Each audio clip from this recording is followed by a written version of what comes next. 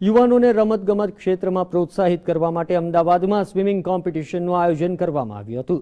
Jain international trade organisation એટલે કે જીતો દ્વારા શહેરની જાણીતી રાજપથ ક્લબમાં આ સ્પર્ધાનું આયોજન કરવામાં આવ્યું હતું, જેમાં ઉત્સાહભેર સ્પર્ધકોએ ભાગ લીધો હતો. આ જીતો ગેમ્સ એક એવી અમારી ફ્રેન્ચાઇઝી છે જીતો અમદાવાદ ચેપ્ટરની, જેની અંદર અમે વિવિધ પ્રકારના ગેમ્સ રમાડીએ છીએ, જેમાં અમે લોકો અત્યાર સુધીમાં chess, badminton, table tennis, swimming અને ક્રિકેટ રમાડ્યું. આજે સ્વિમિંગની કોમ્પિટિશન અહીંયા રાજપથ ક્લબ હેઠળ રાખી છે અને એની અંદર ખૂબ અમને સારું પાર્ટિસિપેશન. એના માટે વિશેષથી તમને વધારે પડતું તમને હિમાંશુભાઈ સમજાવશે.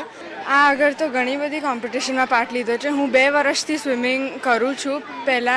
પહેલાંથી ક્લબમાં તો પાર્ટ લેતી હતી, પણ હમણાં નેશનલ ને સ્ટેટ અને નેશનલમાં પાર્ટ લઉં છું. હું નાની હતી ત્યારે ક્લબ કોમ્પિટિશનમાં પાર્ટ લેતી હતી, તો એ વખતે જીતું તો વધારે આગળ કંઈ કરવાનું મન થાય.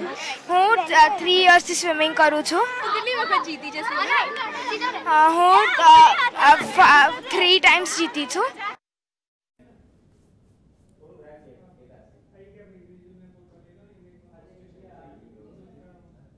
આજે world yoga day, world music ડેની સાથે વર્લ્ડ ફાધર્સ ડેની પણ ઉજવણી કરવામાં આવી.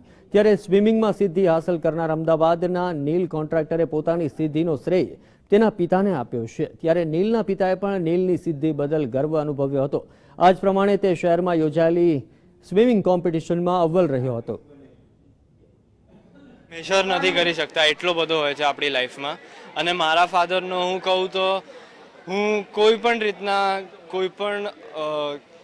મારી પાસે એવું કંઈ વર્ડ્સ નથી, એક્શન્સ નથી કે જેનાથી હું મારા ફાધરની હું એક્સપ્રેસ કરી શકું. એમને મારે કેટલો મને સપોર્ટ કર્યો છે, એ પણ ઇમેન્સ સપોર્ટ હતો, એ પણ હું કોઈ દિવસ એક્સપ્રેસ નહીં કરી શકું અને હું કોઈ દિવસ રિપે નહીં કરી શકું. જ્યારે પણ કોઈ પણ ઇવેન્ટ હોય, હું ક્યાં પણ જતો હોઉં તો ઓલવેઝ મને નીલના ફાધર તરીકે જ લોકો બોલાવતા હોય છે. એ જ્યારે 9 વર્ષનો હતો ત્યારથી એને સ્વિમિંગ સ્ટાર્ટ કર્યું હતું.